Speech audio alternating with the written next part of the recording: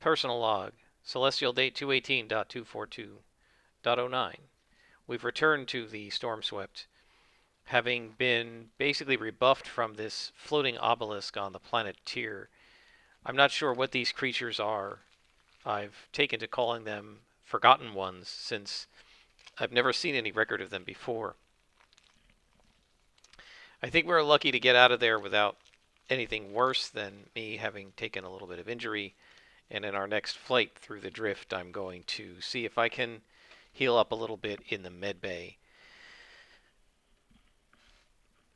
Hello and welcome. I am Scarperlock, and this is Starforged Alpha Cluster. We are with Krista and Mainframe. Krista is our main character. In the last session, we visited the obelisk of the Forgotten Ones, and I've decided to now kind of call these creatures, these insectoid human-sized creatures with eel-like symbiotes on their back between their spines, the Forgotten Ones, since I don't know what their actual species name is.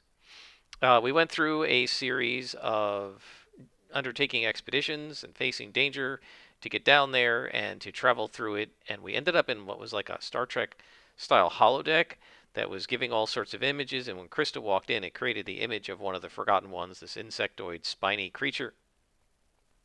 And when she didn't respond to it in the way it expected, this envoy from the past, this image of an extinct species, instructed the holodeck to turn into weapons and start shooting her, and she was hurt. Mainframe pulled her out of there, and they went back to the Stormswept. One of the things that I haven't done, but I should have, is when you stand with one of your connections against a hardship or something like that, or leverage their help in desperate circumstances, which we did, you develop your relationship. So we get some progress with Mainframe. So maybe he'll become a bond before Rowena does. We'll see. Not the way my progress dice roll. They're back on board the Stormswept now, and Krista's down to 3 health, so she needs to heal up. So what's going to happen is she's going to send them through the drift to the next section. We're on a journey to find the universal stars, so we got maybe 2 more moves to go.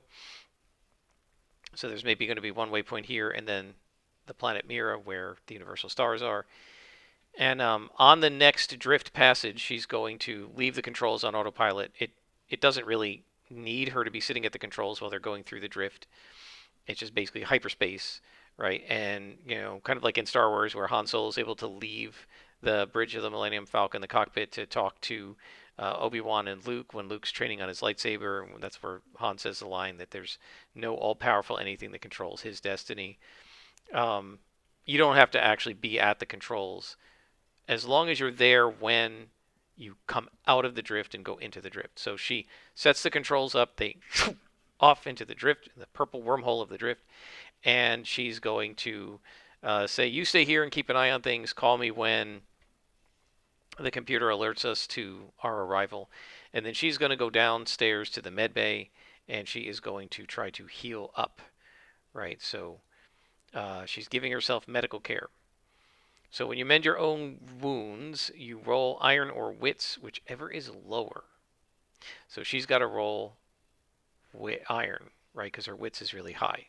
Her wits are really high, I guess. So roll the lowest of iron or wits, and we get a weak hit. So the care is helpful to you. You can take or give 3 health. It costs extra time and lose momentum or sacrifice resources. So I think we'll lose a little momentum. And so what that means is she's just finishing up as Mainframe gets on the comm and says, you got to get up here. We're leaving the drift. And she says, darn it, this took longer than I expected. And she climbs up the ladder and heads into the bridge. And now we're going to undertake the expedition to get to the next waypoint. And this one we can roll wits, and not the worst of iron or wits. And we get a weak hit. We reach a waypoint, but this progress costs us. So we're going to face a peril at the waypoint. All right, so this is 9 progress Does this mean, is the waypoint Mira? I guess we make our progress roll and find out. Is it Mira? Strong hit. So it is. So we come out of the drift at Mira. Get out of the way. We're at basically the community of Wreck. So we've completed this expedition. And that was a troublesome expedition. So we finished the expedition and we got a strong hit. We get 1 tick of discoveries, right? So we arrive here and we learn about the planet and Wreck itself. So we get 1 tick on the discoveries track. We have 2 experience. We still need to complete a vow before we gain more XP. So now we're in this area. So let's see, do we need to know anything about it? Right, so we need to face a peril. So let's figure out what kind of a peril can we face. I guess we're going to do a space peril. And see what's here. 05. Automated defenses or mines protect this area. Okay, so so let me pause here. I'm going to outline this drift. We know that's part of a drift passage, and then I will bring you guys back, and we'll worry about the mines and the defenses. All right, so we're back, and I think what we're going to do here this is this Zeta Chronos with, yes. So in this, we're going to say it's home to the universal stars, and it has a minefield around the outskirts of the sort of a minefield around Mira. So let's actually put it on Mira. So let me put it. Just do it this way. All right. Defenses minefield surrounds the planet. Whoops, no, didn't mean to do that. You get to see what a bad typist I am. So there's a minefield surrounding it. So they come out of hyperspace and everything appears in front of them, and they're in the Zeta Chronos system, and in the distance, some AUs from them is Mira. And of course, there's a base on it, right? The base of Wreck, and it's an ocean world. Oh, that's quite beautiful. What is that? Is there a ring around this planet? And Mainframe says, no, it's a minefield. And Krista says, a minefield? Well, how do we get through it? And what he says is, let's see. How do you get through the minefield? Do you need permission? I guess you need permission. So he says you're going to have to call Rec and ask permission to get through the minefield, and they'll give you a route through it and deactivate the mines in that route. Otherwise, they're magnetic mines. They'll be attracted to your hull, kind of like Galaxy Quest, and it's going to blow us up. So Krista curses, and she says, "Why didn't you tell me that before?" And she turns on the comm link, and she says, "Rec Tower, this is the SS Stormswept, piloted by Jackpot. I'm here with another passenger, and we need permission to come through your minefield." So now, what are the projects that this thing has? They're doing history and festival. Oh, right. So this is a weave hub, right? I think, yeah, this is a weave hub. So they're trying to protect their hub. So let's see. So I guess it's a compel move, right? She's trying to convince them to let her through. They don't know who she is. So she's going to try to compel.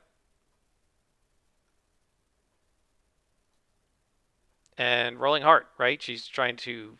So they say, "We don't recognize your call sign," and she says, "Well, I'm coming from Dead Rock and Relic Station, and I have some research I need to do here in your archives." So she's trying to persuade. How's it go? We get a weak hit. So we get 1+1 momentum, and what are they going to ask? So they're going to ask for something. So let's roll action and theme and see what are they going to ask for. Are they going to ask for payment? Let's see. Learn authority. Okay, so they're going to say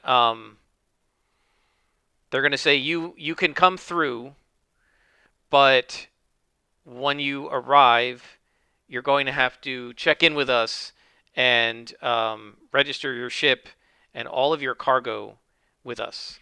And she's like, well, crap, are they going to notice the stinger? Well, we're kind of screwed if they're going to yell at us about that. And Mainframe says, yeah, that might be trouble. And Krista says, well, we'll just have to see what happens. So they radio her, they send her a map, and you can picture on the screen comes up like a scan of the overhead of the planet with the ring of mines around it as like a bunch of little dots. And then there's like a blue zigzag pattern from where she is inside the ring for her to follow. And so she puts the engines on slow, and she says, I could use your help here. And Wrecker takes the co-pilot's chair, and they fly slowly through the zigzagging pattern, trying to make sure that they don't accidentally brush up against any of the mines. And I guess they're going to make it through since they were given a map. I don't think she needs to face danger. So they then go down through the atmosphere, and while they do, she's going to scan the planet and see what more she can learn about Mira. So we've seen from space there are semi-frozen oceans. There are a few emerging volcanoes. So in the equator, there are 2 or 3 emerging volcanoes spewing steam and vapor and ash into the atmosphere. There are lots of clouds here, lots of rain. But then in the poles, there are semi-frozen oceans like like Antarctica. She says, I'm not getting many life signs except for some stuff below the surface, fish and things like that, she says. Now, what planetside features besides the minefield do we have? Undersea air pockets and roaming icebergs. Well, that makes sense, right? Because of the ice, the semi-frozen oceans. Do we need to know anything more about Wreck? Is there a trouble? Let's see. Mounting debt. Okay. Well, then, I think I know what this is then. I think she's going to have to pay, and we're going to have to lose a supply. She's going to have to pay an exorbitant fee for docking here. So they head down, and what they see is, you kind of picture like the Star Wars Attack of the Clones with Kamino, right? That planet. There's this giant chunk of the Exodus Titan, the Kronos, and it's on like stilts, giant, massive metal pillars. They're just visible below the waves as the waves surge underneath it. And so it's sort of like the bottom of the ship is resting just above the waves, and there's rain and the occasional lightning flash in the distance. And then you see the curved hull of the ship, and there's lots of rust and stuff on it because it's been out in the saltwater air and all the salt air and everything. And a bunch of portholes because this used to be the living quarters. And it's massive. It's much, much bigger than Dead Rock Station. This thing is hundreds of couple thousand feet long, bigger than several, like the size of a football stadium. It's massive because there are tens of thousands of people who live here.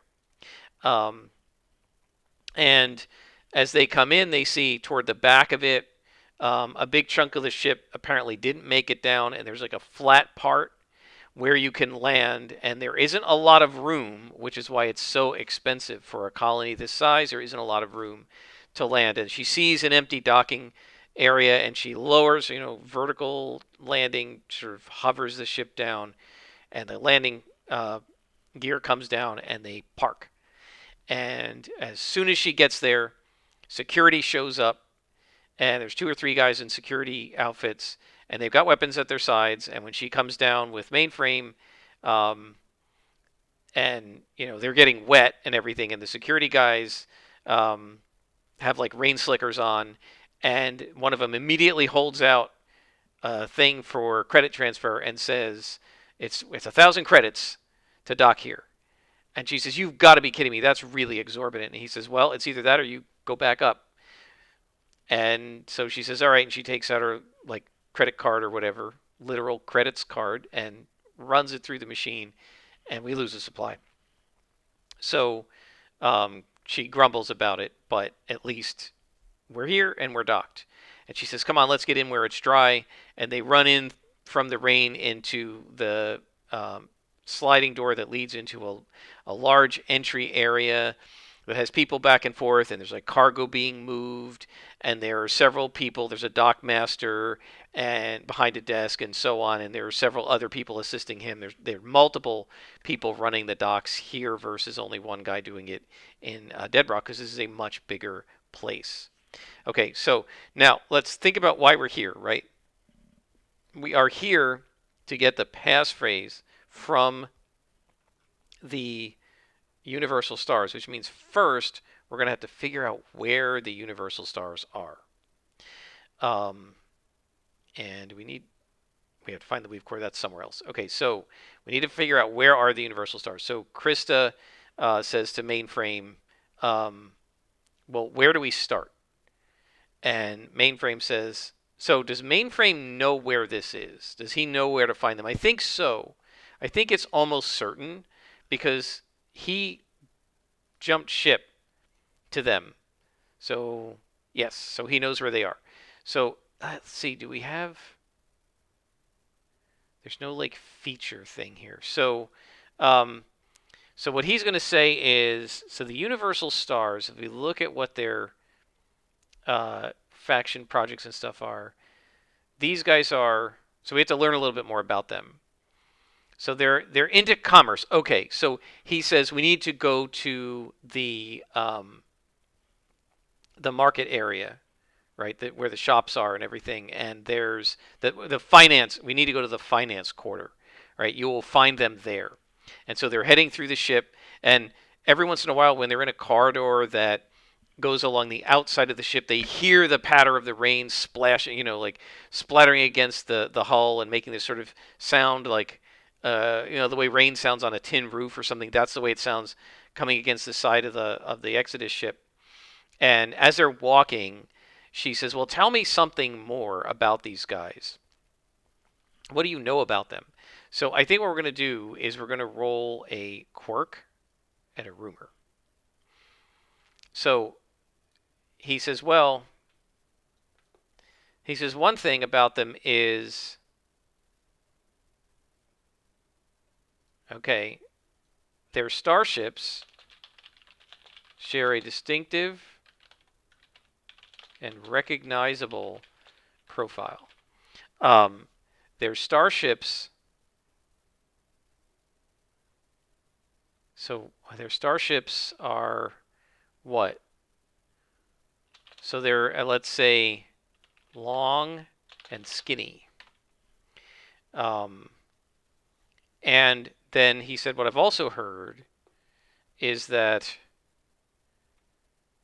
they are plagued by infighting and low morale.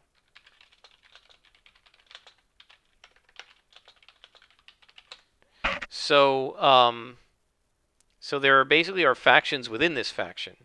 And so we're going to have to watch ourselves because, if we get into an argument with one side, they might think that we're aligned with the other side and that sort of thing.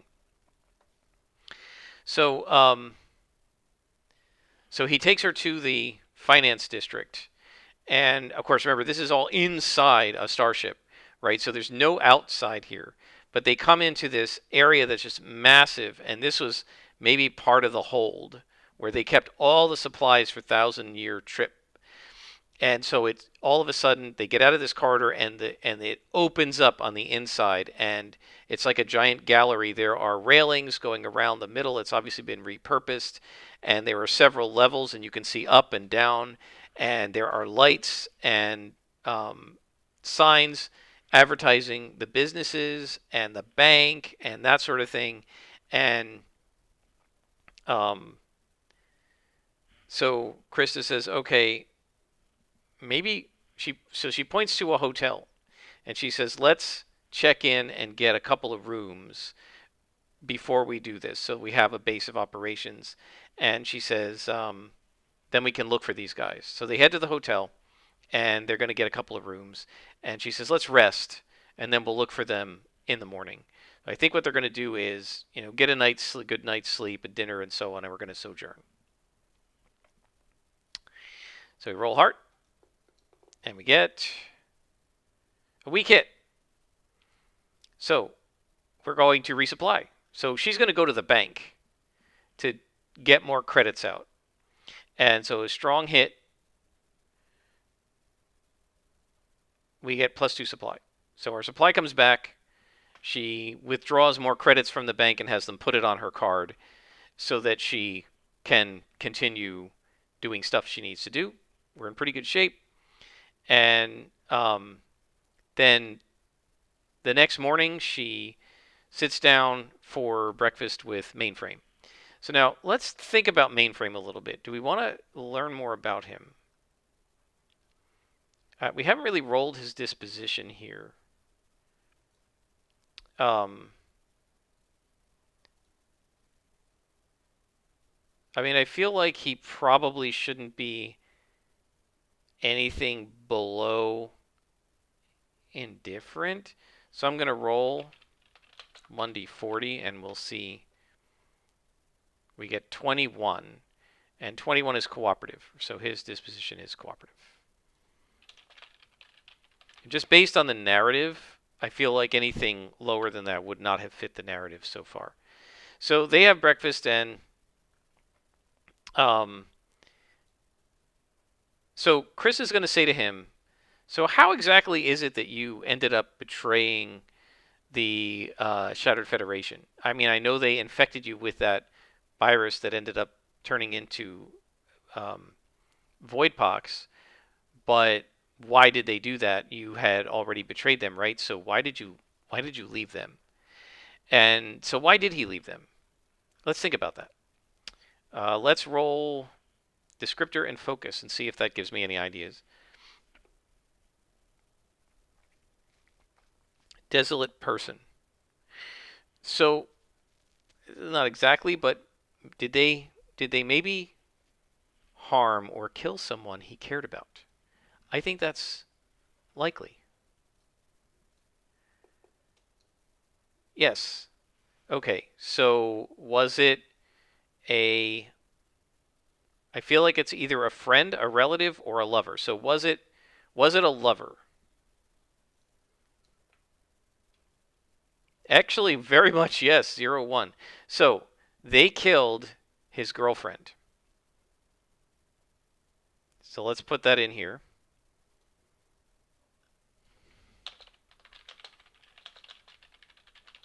Who was named... let's see, oracles. Let's just give her a given name.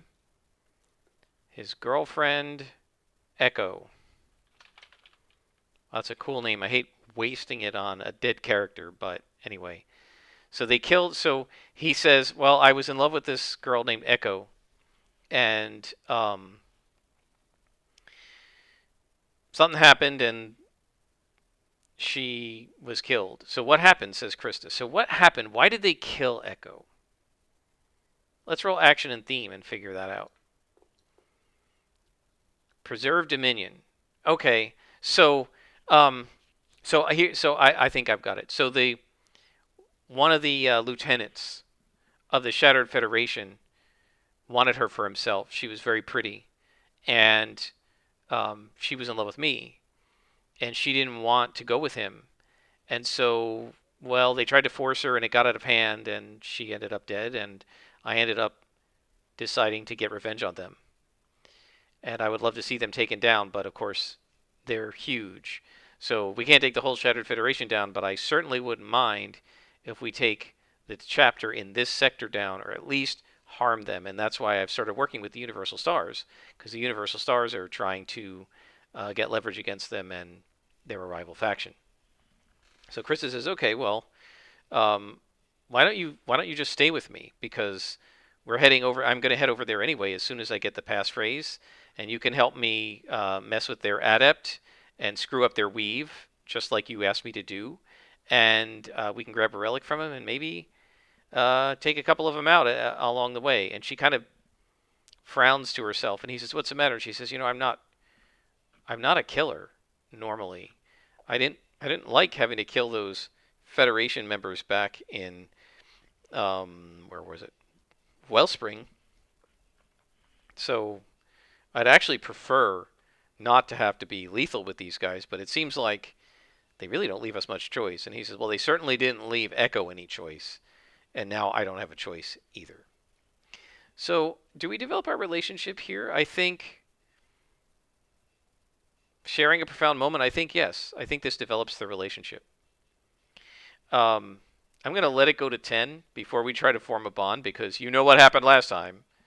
Um, we might get a weak hit or a miss anyway, but let's not flirt with danger. Plus, they're going to be sharing more moments together. So then they finish breakfast and they leave their hotel and they go to the building that Mainframe has indicated is a front for the Universal Stars. Right? They're not openly there, but I think um, it's a finance building, right? So it's a base for the Universal Stars. And what we're going to say is there's a finance building. So it's a financial district business is their front, right? And what is the business called? Let's think about that. They're Universal Stars. So let me see if I can think of something clever. Okay, I like it. So it's called the Constellation Corporation. And it claims to be a shipping company. Right? That's what they claim. So, and since their projects are history and festivals or whatever, people here aren't that interested in shipping. There's a lot of shipping that comes in and out, but because of the size, right, and they have to bring in supplies and stuff. But they're not. This isn't a commerce community. It's an archive and it's a weave hub. So they're not super interested in the Constellation Corporation as a business, and that allows them to maintain it as a front. So they go into the office, and it's one of these. They're what look like secretaries and assistants and um, clerks and stuff, and it's all set up as if you can like invest with them. And there's pictures of these long, skinny cargo ships that probably never carry any cargo, and oh, they probably do. It's a commerce guild, so they probably do. And so Krista walks up with Mainframe, and she says, and so Mainframe knows who to go to. So they go to a particular person, a particular clerk, and he says, "I'm here to see," and now we have to make up a character, right? Because we're here to see somebody. So let me make up a character, and I'll bring you back once I've got that set. All right, we're here to see Arnav, Mr. Legrand, he says, and turns out Arnav is the leader of the Universal Stars. And so the person says, "Arnav, Mr. Legrand is quite busy right now," and he says, "Well, tell him Mainframe is here." So now, is this going to get them in? I can't really make a move like this because it's really not Krista who's doing it. So let's just ask the Oracle. Is this going to get them in? Now, Mainframe is known to these guys. I think it's likely that Arnav will see them. No. Extremely no. 99. So is he refusing or is he just not there? I don't know. Is he refusing? Yes. So she says, "I'm sorry, but Mr. Legrand is busy and he's not going to be able to see you today." And so mainframe is going to say what? So maybe he's going to ask, he's going to elbow Krista. And he's going to say, I think the problem is you. She doesn't recognize you. So he's going to say to Krista, you got to do something to get in favor with these guys. And Krista goes, are you serious? I got to swear another iron vow. And he says, well, I don't know if you need to make an iron vow, but you got to do him a solid. You got to do something for him. And Krista's like, okay, well, I guess we need some leverage to get the pass ratio in them anyway, right? And they're saying this like sotto voce, right, quietly. And mainframe says, yeah, I think so. And so Krista says, well, so the settlement trouble was mounting debt. And I think this is going to be, so,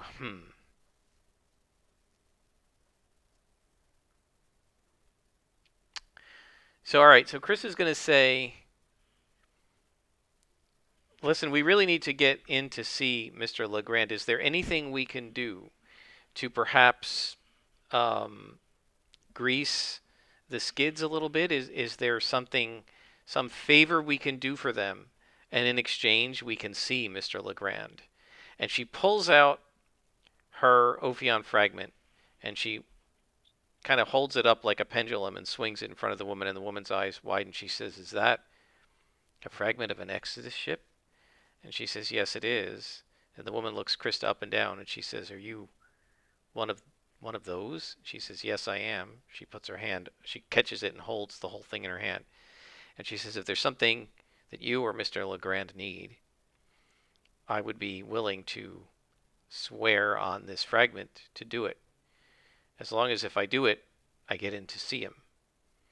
And so I guess this is a compel, right? Is this going to work? So we do a compel. Rolling heart. We get a weak hit. Well, obviously, she's going to ask her to swear a vow, right? So, so she says, okay. So what does she need, or what does Mr. Legrand need? So first of all, is this going to be doing a favor for the secretary or for Legrand? I think we got to make the secretary up now. So let me do that, and I'll bring you back. Okay, so this woman is Kiri Silvius, and our first looks for her are that she's tattooed and attractive. So she has on her, just on her cheek, she has a spaceship tattoo on her left cheek. And she's attractive. And her role is that she's an administrative assistant. And I think, whoops, no, I want to undo that. And I think that if we ask for a goal, that might tell us something. So let's look at her disposition here.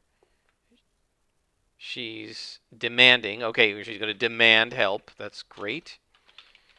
And so this is all kind of fitting together. And what's her goal? Her goal is to solve a mystery. Okay. So we have to figure out what's the mystery that she's gonna ask us to solve, and then we'll do one revealed aspect. She is passive. Okay.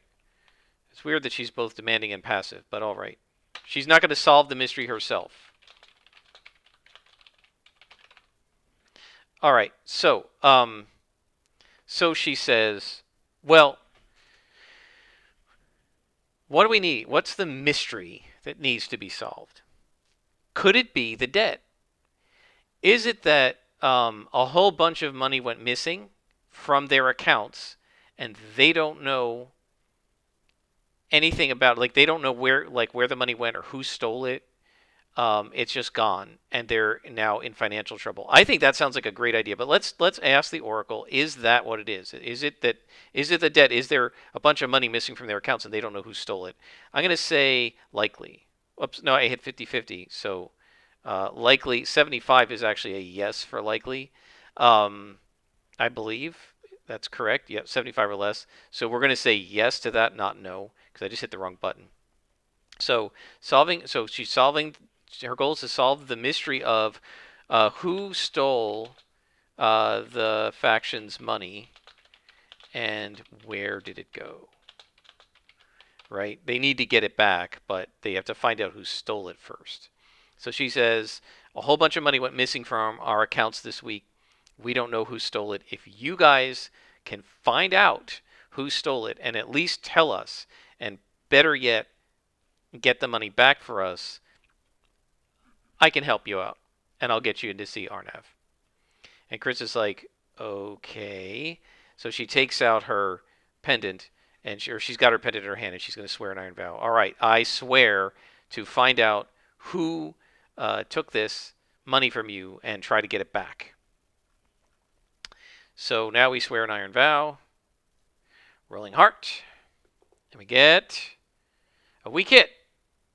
So we, yeah, I think that makes sense. We begin with more questions than answers.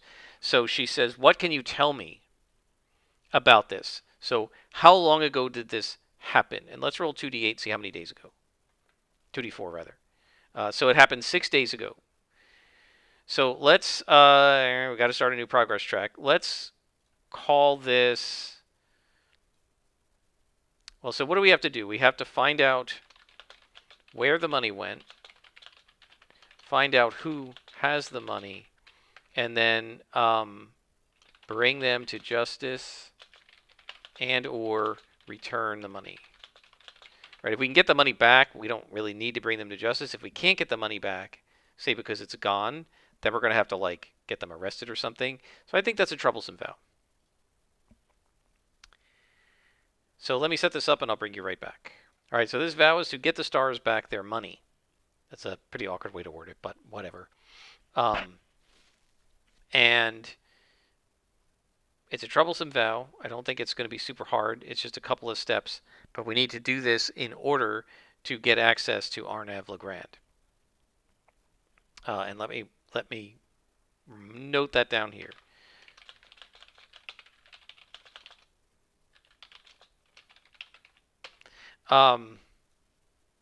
So the first thing she's going to do is start asking questions, right? We have more questions than answers. So it was 6 days ago. How much was stolen? So how many credits were stolen? I have no idea. I think this is going to be millions, right? So how many millions of credits were stolen? I don't know. Let's say roll a d12. 9 million credits were stolen. We'll just track this in here. 9 million were stolen. So 9 million, I guess I should call this a C. 9 million credits were stolen and are missing from their accounts. So she has to figure out. So this happened 6 days ago. It was 9 million credits. How did this happen? Do you know? Were you guys hacked? Well, we don't really know. Our hackers haven't been able to find anything. She looks at mainframe. Maybe you could help. So one of the things that we can do is we can leverage mainframe's abilities, right? When you make a connection, and I want to see if we can make a connection with her too. When we make a connection, whenever you use your connection to aid you with their role, right? And his role is hacker, right? We can roll. We have +1, take +1 momentum on hit, so he can help us. So Chris is going to say, "Well, I got mainframe here, and you're one of the best hackers in the weave, right? So why don't we try to do anything? Can you give us access to a computer console?" So she gets up. So first, let's see. Can we make her a connection now? Let's see. We get a weak hit. We create a connection, but it comes with a complication. Well, we know what the complication is, right? I'm not going to add more complications. She's a connection. So let's give her a rank. So let me set her up, and I'll bring you back. All right, so we have her set up as a troublesome connection. And got a little picture for her here. And so, so now we have Kiri as a connection.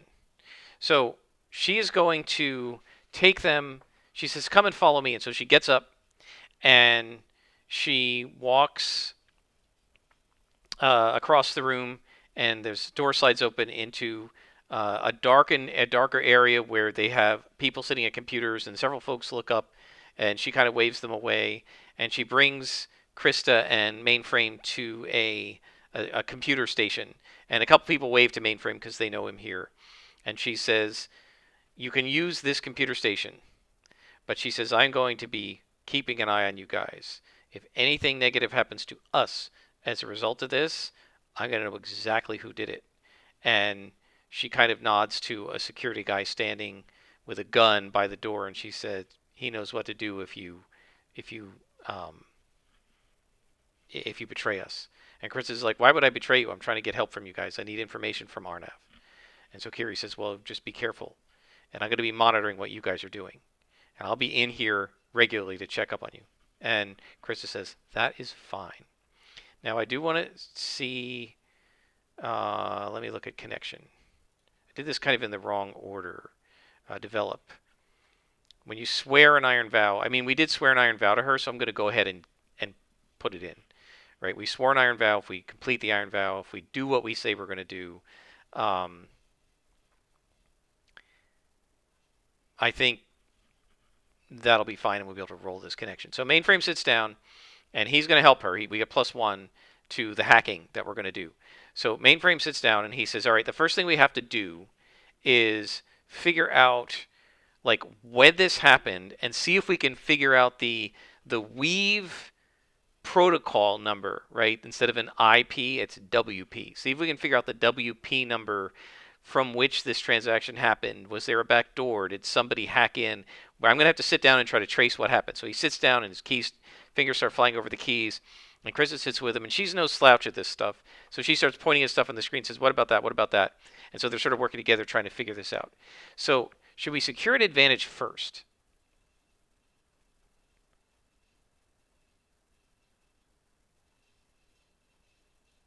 I don't think so. I think this is really gathering information. So we're rolling wits, and we get +1 because of our connection. And we get a strong hit. We discover something helpful or specific and take +2 momentum. We're at 10 momentum, guys. And now we roll up a story clue. And it says, involves someone you trust. Well, that's interesting. Who the heck do we trust that it could involve? I mean, could Mainframe have done it? I don't think so. That doesn't really make any sense.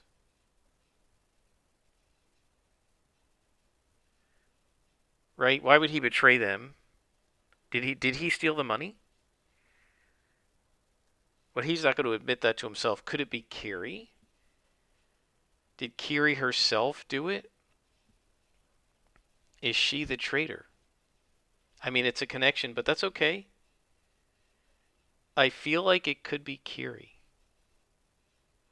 I don't know who else that we trust could have stolen anything. I mean, there's Dash, but Dash is a bartender. And I was thinking, well, maybe he's actually a traitor, but he knows Mainframe.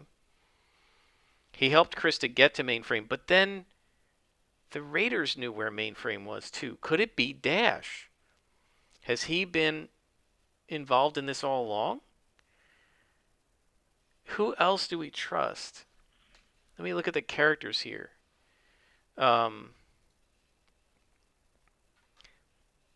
It could be Blackstone. I don't know that she trusts him. Or it could be Shelton. Shelton knew a lot about the Raiders. Is he actually working for the Raiders? Maybe that's why he wouldn't accept a connection from her? So it's either, I think it's either Shelton or Blackstone. And I think we're going to roll the Oracle. Is it Shelton? I think it's likely that it's Shelton. If it's not, it'll be Blackstone. Is it Shelton? Yes. So, what they find with this gather information, let's think about this vow here. So we're going to figure out where the money went and who has the money. Wow. Okay. So I don't know where it went. per se. We don't know where it is now. But what they find is, so remember that Shelton patrols not just Dead Rock but the sector, and he's supposedly protecting everybody from the Shattered Federation and from other dangers. But he's not been very successful at it, right? And why? Well, maybe because he's on the take. And maybe he's also helping them do things like harm their rivals. So I think what they find is evidence, right? There's passwords being typed in, and there's all this other stuff, and they check the WP number. And the Weave protocol number tracks back to a computer that, when they check the computer identity, is owned by Brennan Shelton. So now we know who took the money. And Krista's like, what? I thought he was helping us. No wonder he wouldn't tell me where the Shattered Federation was. He said he didn't know. I bet he does know, and that's why he wouldn't tell me. No wonder he blew me off. He acted like I wasn't good enough to even have brunch with him. Maybe that's why, because he knew I was going to go after the Federation. Maybe that's how the Raiders found you. Maybe they were following me. And he said, well, thanks a lot. And she says, well, I didn't know they were chasing me. And that explains why they kind of know who I am and what my ship is. This explains everything. Shelton's the traitor. We're going to have to go back to Dead Rock and confront him and see where he put the money. And so then, what's her name? Kiri comes back in and she says, did you guys find something? It looked like it through the window. And there's like a little window that she could see them from her office. And she says, yeah, we think somebody from Dead Rock did this. I don't want to say too much because we've got to confront him, but we're going to head to Dead Rock and figure this out. And she says, well, if you can figure this out, then I'll let you see Arnav. And Krista says, okay. And so she's like, I guess we're getting back on the Storm Swept and heading back over to Dead Rock. So I think this is a great place to stop. We're 47 minutes in, so it's been a long episode. Lots of surprising developments happening. And so I think this is pretty cool stuff. And so now we have to go back and confront Shelton and see if we can get out of him where the money went. And is he even on Dead Rock? Maybe he fled. He's got 9 million credits, maybe. Or maybe he gave it to the Shattered Federation. That's probably where it is. Or maybe he's just on the take and helping himself. We're going to have to see when we find him. But that'll be in a future episode. I hope you guys have enjoyed. Until next time, I am Scrapper Lock, and this has been Starforged Alpha Cluster.